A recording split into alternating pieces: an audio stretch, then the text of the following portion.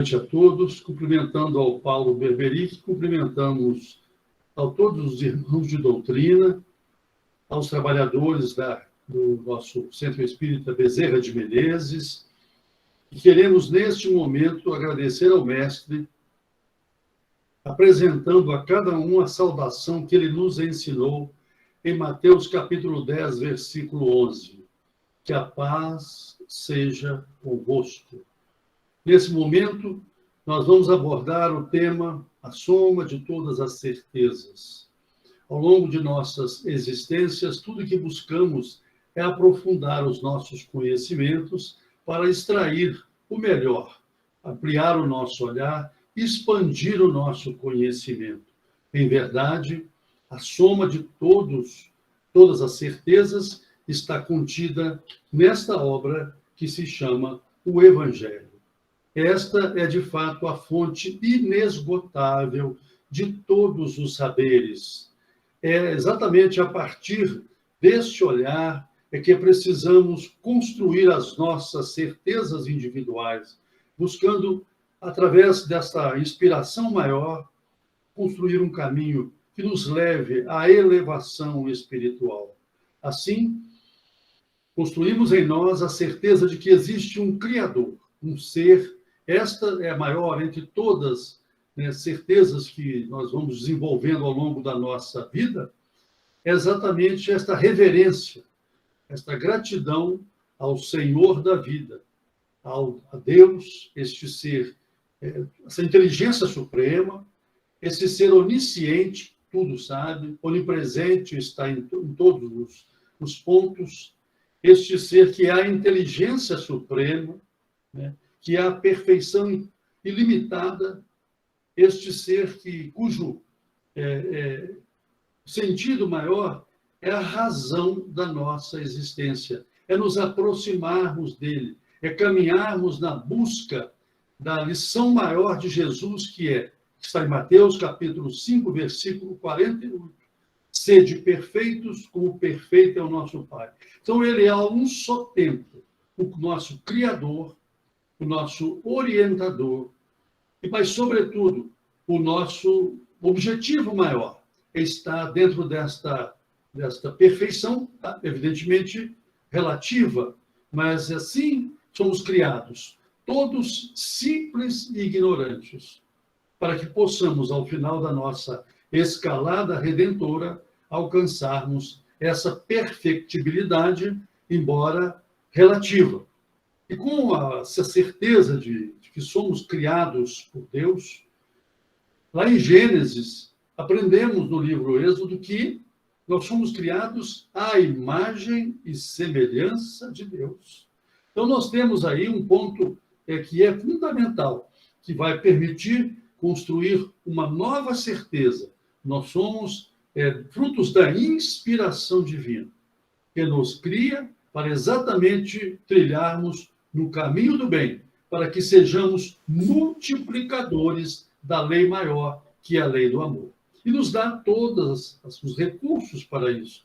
Nos oferece grandes meios, a inteligência, a razão, a consciência, e, sobretudo, nos aproxima da verdade através das suas revelações. Então, Deus, preocupado, sempre atento às nossas necessidades, em certo momento, ele percebe que o homem que trilhava o orbe terrestre, já há alguns milênios, né? Este ser que veio sendo criado, o orbe terrestre, já data de 4,5 bilhões de anos. E o homem, há cerca de 35 mil anos, chega à condição de Homo sapiens sapiens. E, a partir daí, Deus, então, na sua infinita bondade, nos traz a presença do seu Filho muito amado.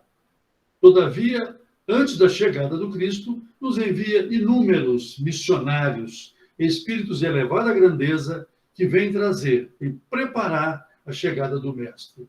E dentre eles, destacamos uma figura maior, chama-se Moisés, um homem que, evidentemente, um missionário, né, um trabalhador divino, ele chega a um tempo de inúmeras dificuldades, um tempo de muita aridez humana, onde o homem ainda estava na sua infância espiritual, mas ele traz um objetivo e cumpre plenamente a sua atividade.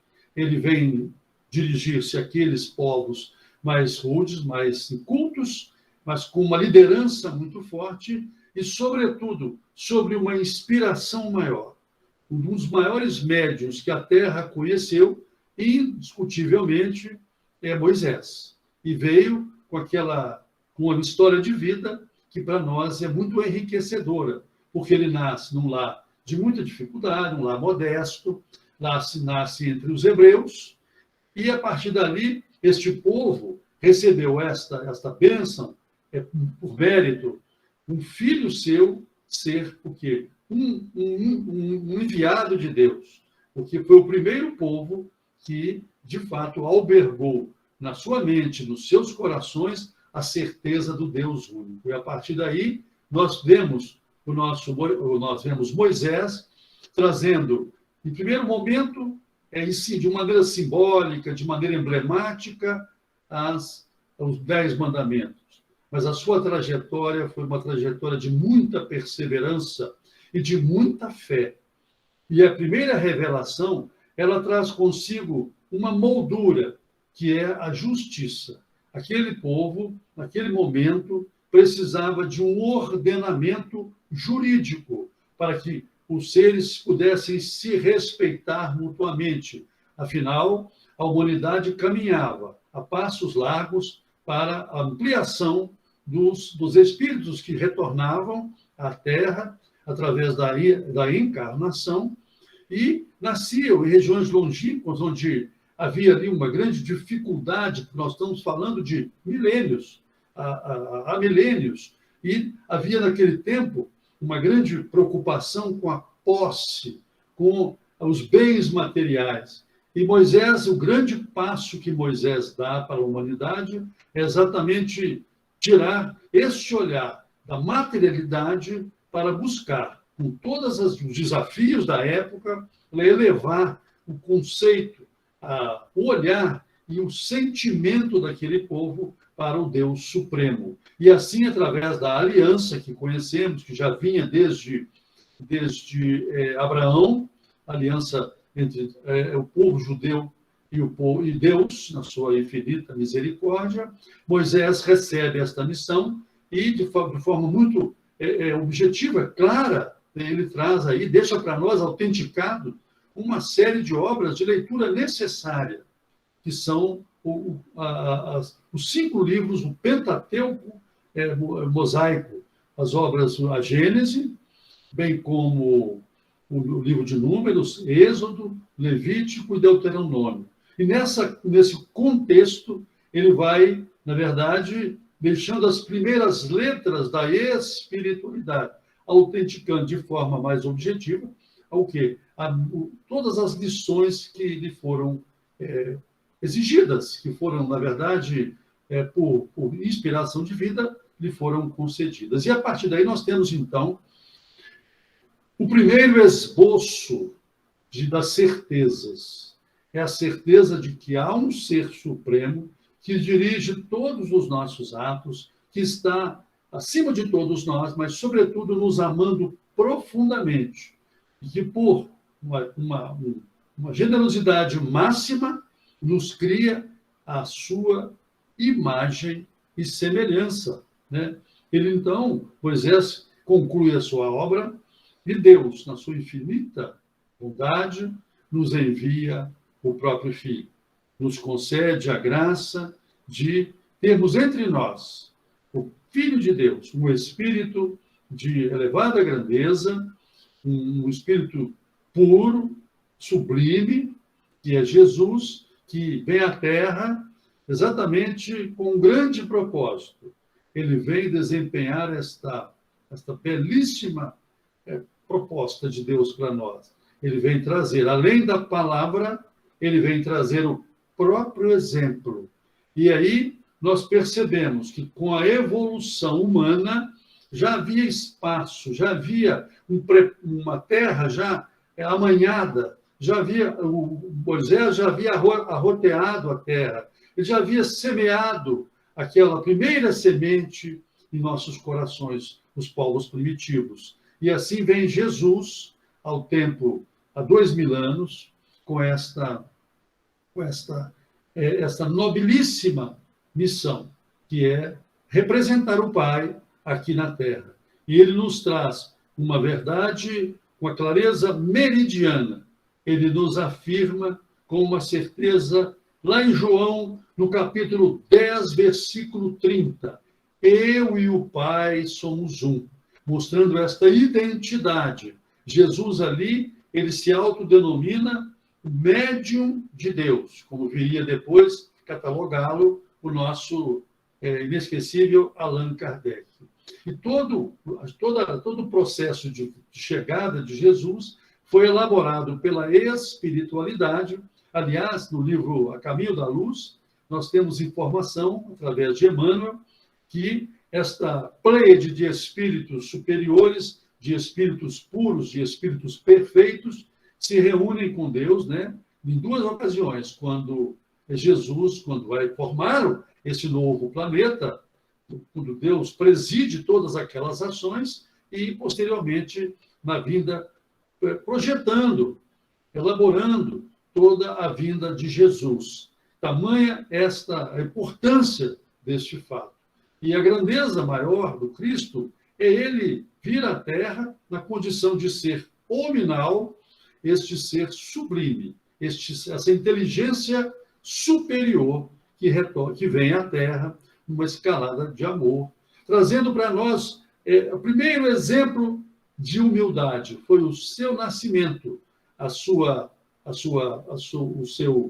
anunciação, o seu nascimento e os seus primeiros passos em meio a uma comunidade ainda com muita dificuldade de compreensão, um povo ainda muito beligerante, num momento muito adverso para os seus pares, que era, naquele tempo, todo o povo judeu estava submetido ao poderio romano, mas Jesus, naquele ambiente, ele vai construindo todo o processo e vai nos deixar todo o seu evangelho, né, que é, de fato, uma fonte inesgotável para cada um de nós na busca da orientação, do melhor caminho, das boas práticas, porque no momento em que vivemos, hoje, nunca foi tão importante a presença do Evangelho em nossas vidas.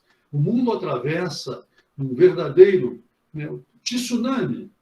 Nós estamos diante de uma doença, para nós, ainda muito recente, mas que tem uma capacidade muito grande de ceifar vidas, e assim surge em nós uma natural inquietude, e daí nasce também, como consequência, as incertezas. Por isso o estudo dessa noite, para que busquemos aurir forças no Evangelho do Cristo. Nesta obra máxima, eu estou aqui apresentando uma tradução do nosso Haroldo Dutra, que é uma tradução que guarda uma característica.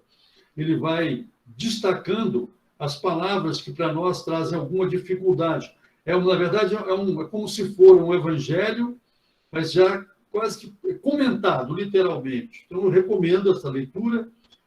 Mas lembrando, importante esse ponto, é que com Jesus, com o seu exemplo de bondade, de amor, ele vai nos oferecer, em alguns determinados momentos marcantes da sua existência, pontos que precisam, para nós, serem fixados, eles precisam estar muito vivos dentro de nós, para que nos fortaleçam. Momentos estes que serão para nós elementos de fortalecimento da nossa fé.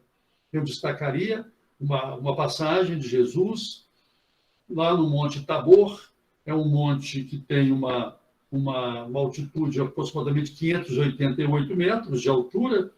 Ele fica a 11 quilômetros da cidade de Nazaré, e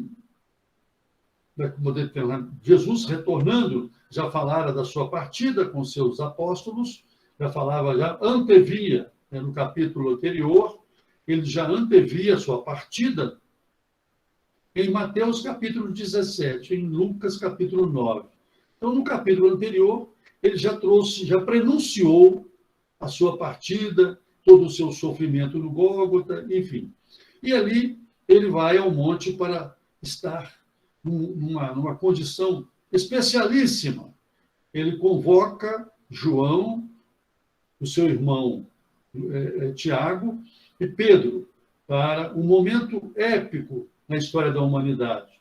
Ele vai ao monte, ao cume do monte, e lá ele se transfigura, ou seja, a transfiguração, na verdade, ele vai mostrar ali um momento em que Jesus se enche de luz, né, como nos afirma, eu estou aqui recorrendo ao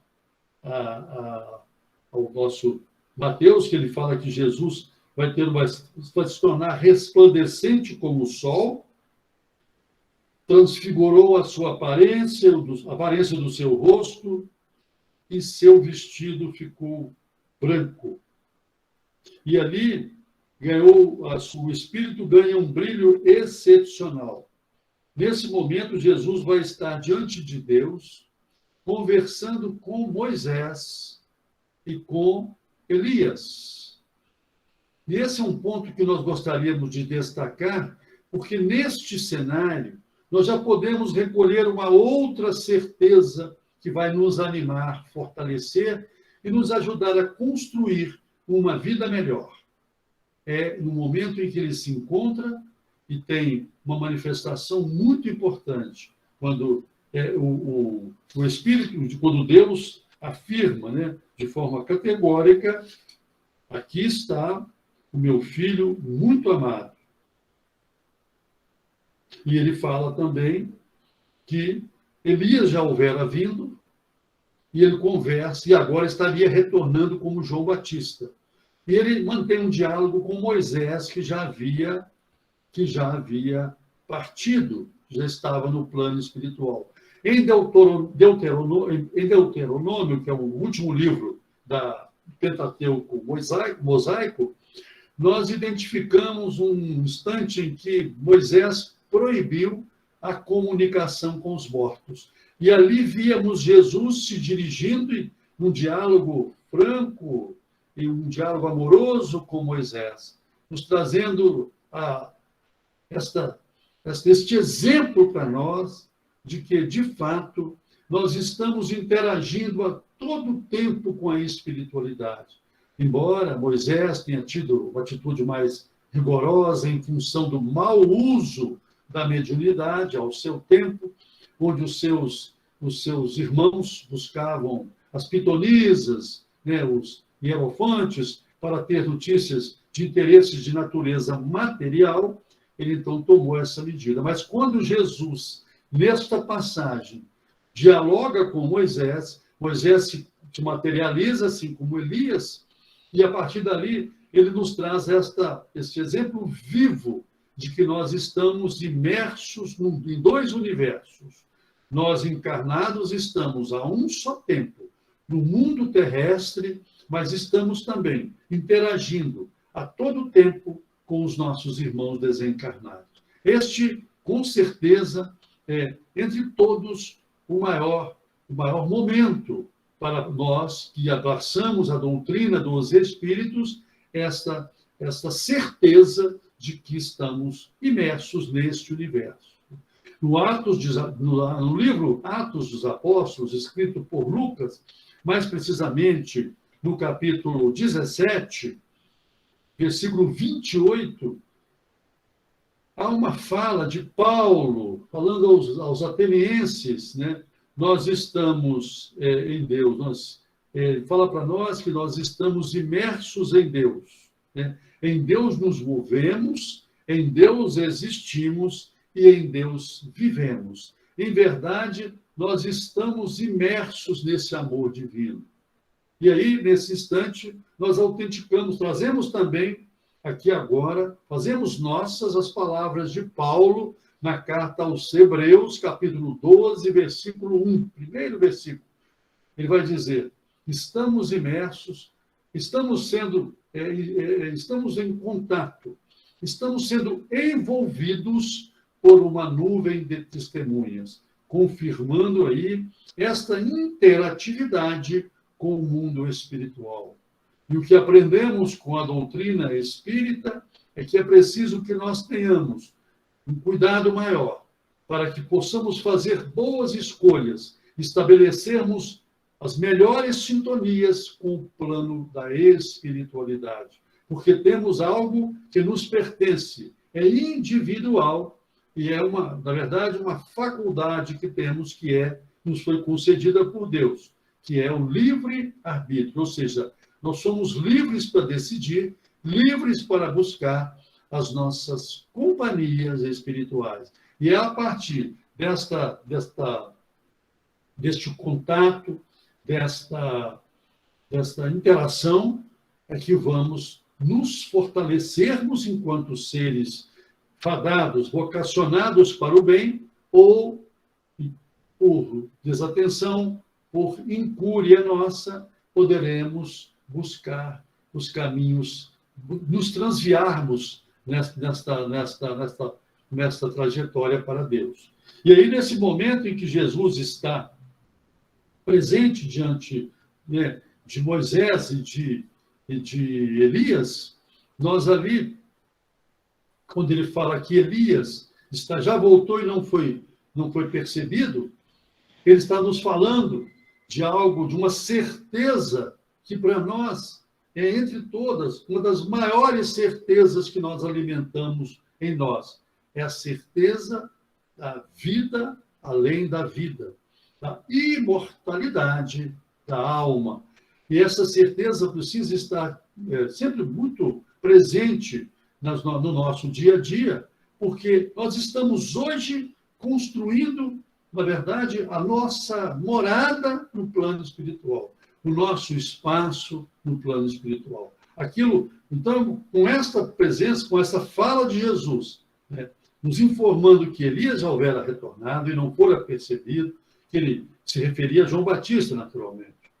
E aí nós aprendemos, então, que a reencarnação é, de fato, um dos gestos de maior solidariedade divina com o ser humano, porque ela nos permite retificar as nossas existências. Nos oferece aí uma oportunidade primorosa de nós, com a razão, a partir de todos os instrumentos que recebemos da divindade, a inteligência, a razão, a consciência, que nós possamos buscar caminhos melhores no plano espiritual, porque ali reside, neste momento, a certeza da vida futura. Então, aprendemos com Jesus que a vida pré-existe ao nascimento e que a vida ela se mantém presente após a nossa partida. Então, o que nós chamamos de vida, na verdade, é um interregno aqui na Terra.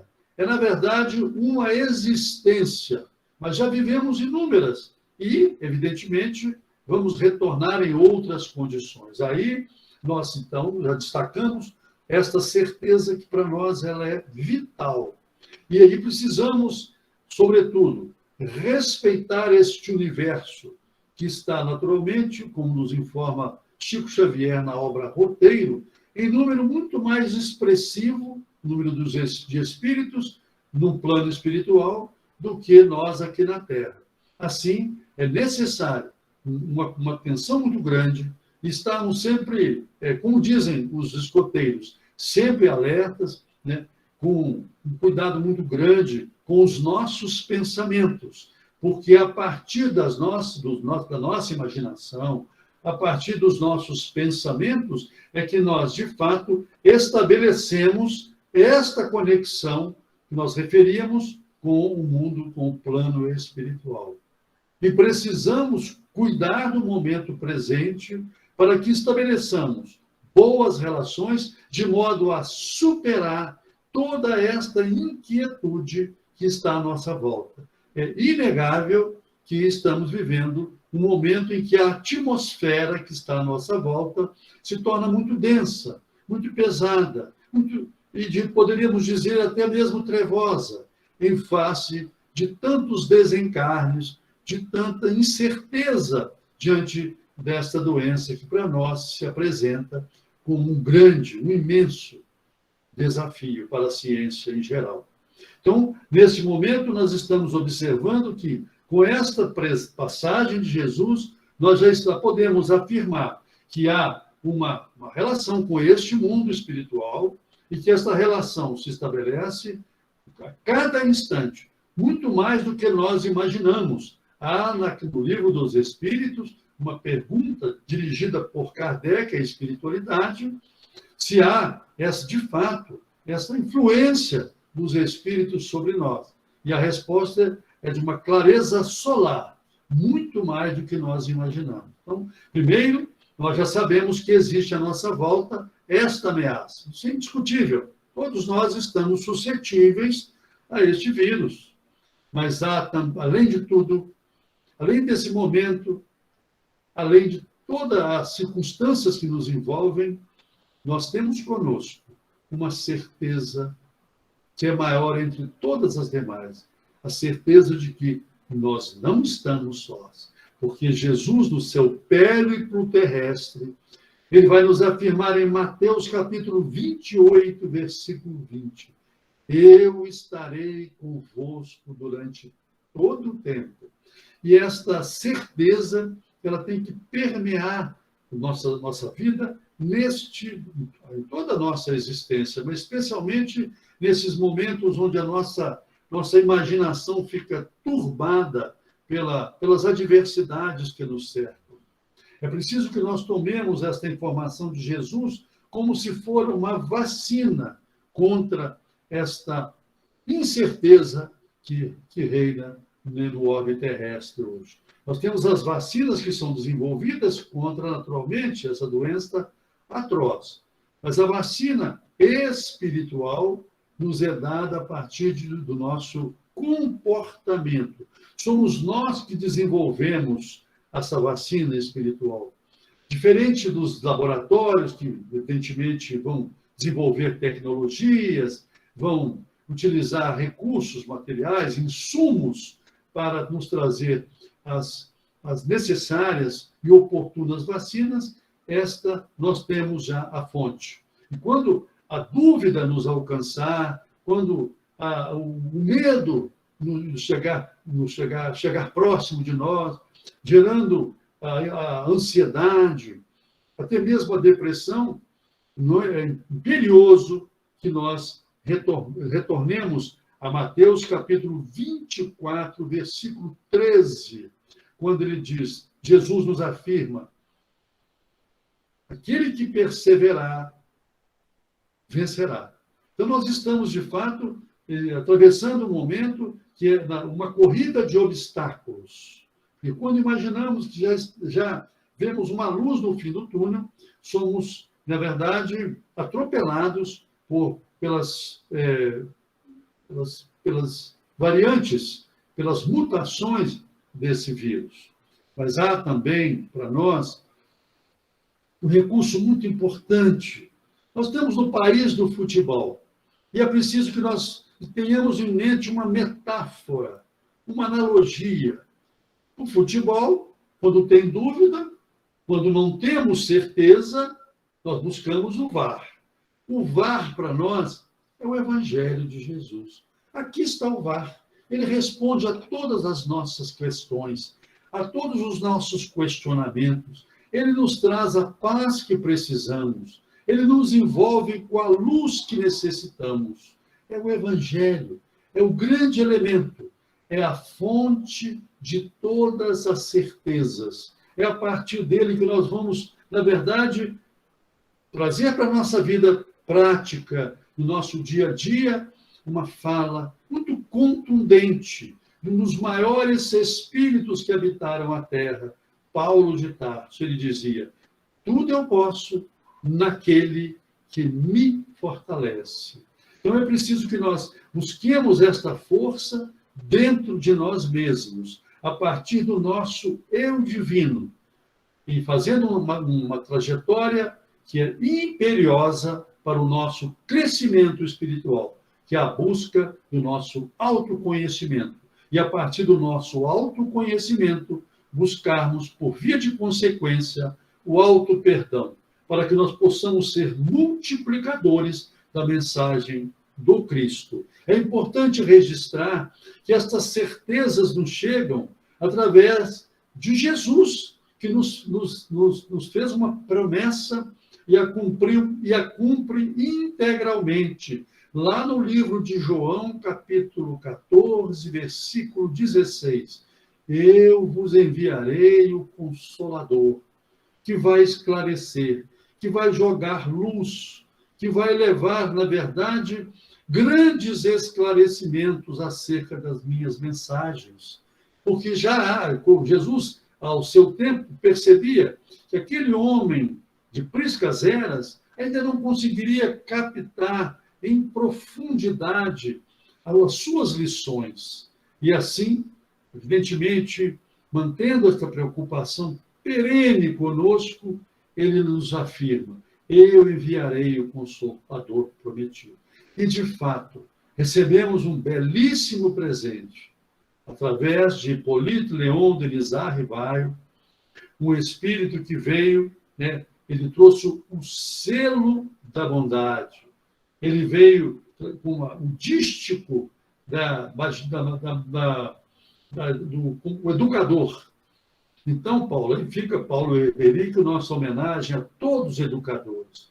Porque é interessante, a primeira revelação vem através de um ser único, Moisés. A segunda vem através do Filho de Deus. A terceira revelação de Deus para conosco, para com a humanidade, ela chega através de uma pleiade, de um pool de espíritos de elevada grandeza, espíritos de escola, que nos enviam, na verdade, orientações acerca do real sentido das palavras e das lições de Jesus. Assim, nós temos, então, a doutrina dos Espíritos, que nos convida a desenvolver em nós uma faculdade que está latente em cada um dos seres humanos, desde os primeiros, desde os mais selvagens seres humanos, desde aqueles primórdios da humanidade, nós trazemos conosco esta faculdade que é a mediunidade.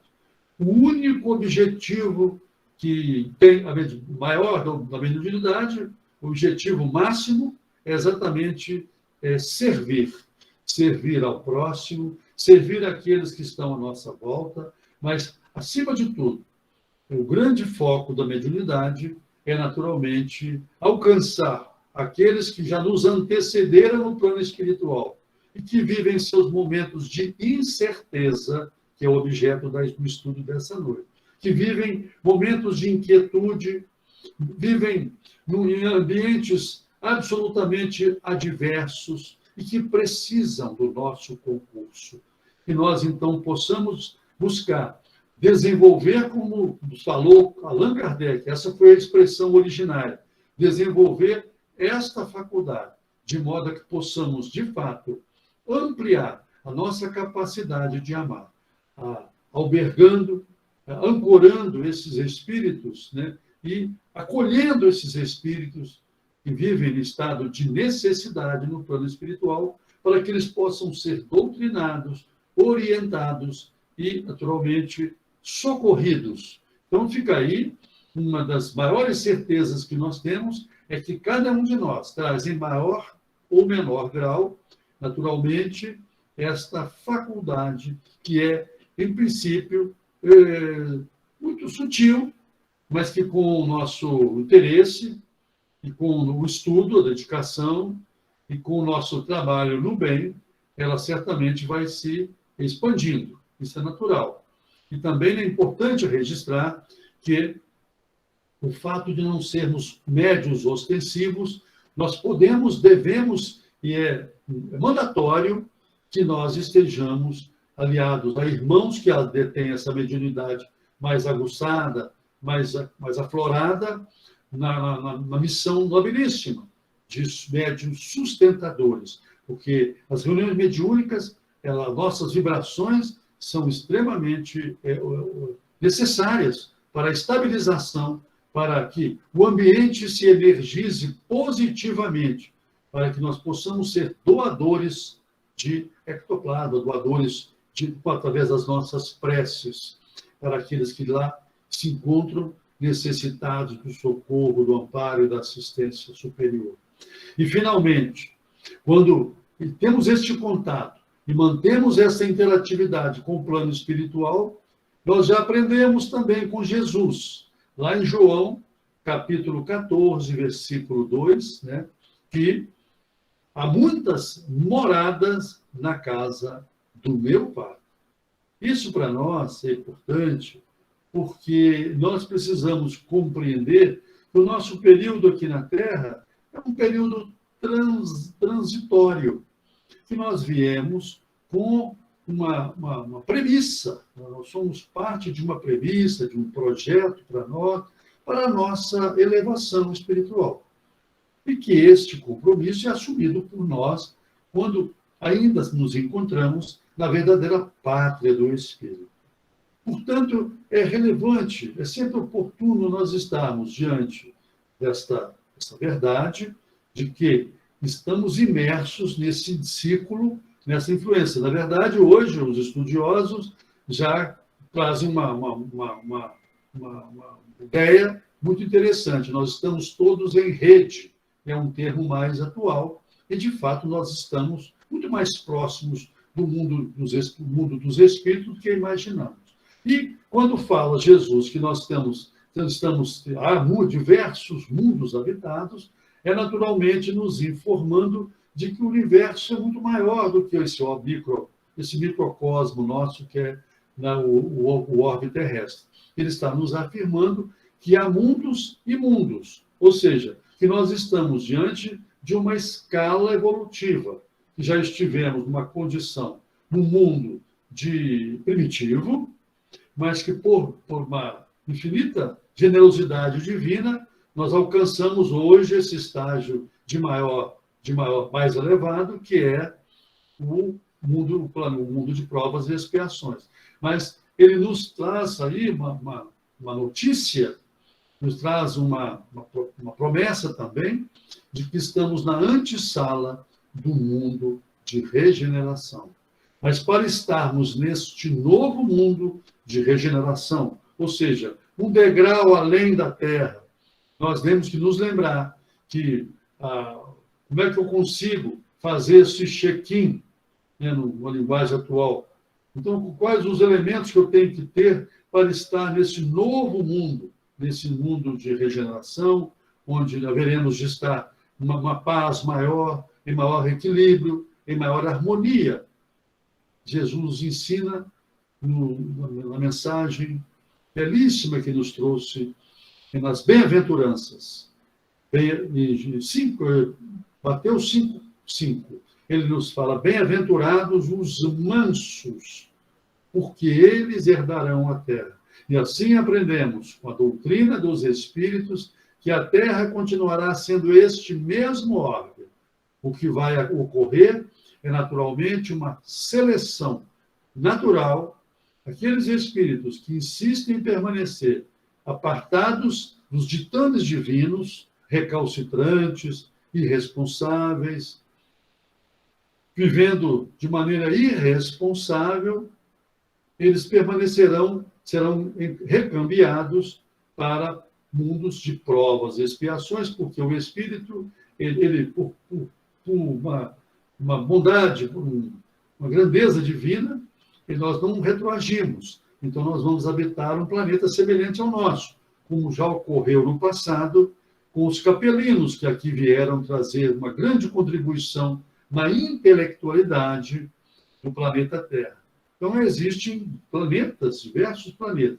Nesta escala hierárquica de mundos, há também, além do mundo de regeneração, os mundos chamados mundos felizes, mundo ditosos, e os mundos celestiais, onde, na verdade, ele é habitado pelos espíritos puros, por aqueles que já buscaram a pureza relativa, já alcançaram a perfeição no universo, no multiverso, que a linguagem de hoje não é mais universo, nós estamos, na verdade, no multiverso. A grandiosidade hoje é impensável, as galáxias, através dos nossos telescópios, dos nossos recursos microscópicos, como nos fala Kardec no livro A Gênese, nós já estamos descortinando mundos muito além, né, e cada vez mais numerosos. Então, lembrando sempre de uma pergunta que Kardec faz, que é basilar para nós, no Livro dos Espíritos, de número 80. E aí, ele pergunta se Deus cria, né, novos espíritos. E a espiritualidade suprema responde de forma assertiva: Deus cria os espíritos permanentemente. Então, não apenas para habitar a Terra, porque nós temos uma visão muito curta, muito limitada, muito egoística, de que só exista o planeta Terra. Existem outros mundos e nós precisamos aproveitar. Na verdade, esta é a grande mensagem, a grande certeza, entre todas as certezas que nós temos, é de que nós estamos sendo convidados para o festim das bodas. Jesus nos fala de maneira muito clara no festim das bodas, lá no capítulo 22 do livro de Mateus, logo no de número 1 até número 10. Ele traz para nós, naturalmente, uma parábola, uma história, uma situação que permitisse a todos interpretarem as suas palavras. O rei vai fazer uma festa, uma grande festa. Ele fez lá uma lista de convidados, né? E aí, em meio aos convidados presentes à festa, o rei percebeu que um dos seus convivas não estava com a veste nupcial, porque naquele tempo eles tinham uma série de restrições. Os judeus são e foram muito rigoristas.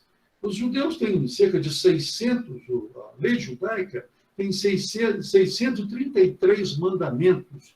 Então, eles eram extremamente observadores da exterioridade. Então, o rei percebeu que ali havia um que estava em desconformidade com os demais, que estavam alinhados com as normas vigentes. Ele então diz: retirai-o do recinto, amarrai-o e atirai-o fora.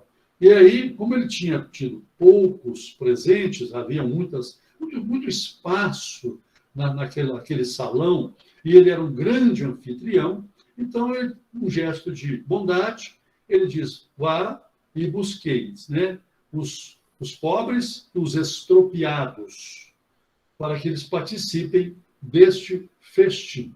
Na verdade, este festim das bodas é um mundo de regeneração que está já à nossa frente. Nós estamos aí a alguns passos deste mundo de regeneração. Esse mundo que será para nós um momento de alegria, onde estaremos em parceria com aqueles que são símiles, né, nossos símiles, que são aqueles que estão na mesma página, vamos dizer assim. Então, ele ordena buscar aqueles que estão, né, são os necessitados, aqueles que estão, né, caídos. E aí, nós perguntamos: mas quem são aqueles caídos que ele se refere, esse rei? E, com o Emmanuel, com o auxílio de Emmanuel, ele nos informa, lá no livro Palavras de Vida Eterna, que os caídos somos nós. Os estropiados de hoje somos nós. Os pobres em virtudes, os aleijados em sentimento, aqueles que somos cegos de conhecimento e aqueles que somos coxos da racionalidade. Então, ele vai nos trazer, Emmanuel, nos convidar a nos transformarmos, a fazermos, há sempre tempo para estarmos diante do Pai, porque esse rei, na verdade, que aí é uma figura poética que Jesus utilizou. Na verdade, este rei é, de fato, o Criador da vida, o Senhor da vida. E ele nos convida para este momento que vai ser muito prazeroso para todos nós, é estarmos neste mundo de regeneração. Mas onde é que está, então, essa indumentária? Como é que nós devemos, então, agir? Como é que nós devemos nos posicionar para que possamos permanecer nesta leva de privilegiados, de abençoados, de, por mérito, né, escolhidos. E a doutrina de Jesus nos ensina. É preciso que tenhamos o nosso coração purificado. Jesus nos fala, lá ainda no mesmo Sermão do Monte, bem-aventurados os puros de coração, porque eles verão a Deus. Então é preciso que a gente recolha todas essas metáforas, todas essas figuras que Jesus traz para nós, né, emblemáticas, mas às vezes trazendo analogias para que possamos compreender não a palavra, mas o espírito, como ele disse, né? É o espírito do texto, é o espírito da sua mensagem. E possamos fazer um bom uso de toda esta fonte de certezas, para que nós possamos estar seguros, né, diante da vida, confiantes, mas, sobretudo, como nos fala Jesus, perseverantes. Então, é preciso que a gente tenha conosco a gratidão de hoje trilharmos, estarmos já na antessala da regeneração, neste salão que já é, vamos dizer assim, a antessala, vamos dizer, deste mundo, que é a doutrina de Jesus, o cristianismo redivivo, que já é, na verdade, o quê? Aquele hall de entrada, não é verdade? Para este grande salão, para esse momento maior, onde nós poderemos estar com esses espíritos de mais elevados, para podermos usufruir deste mundo de regeneração. Estamos num processo de transição. Isso é muito importante captar. Nós estamos nesta travessia.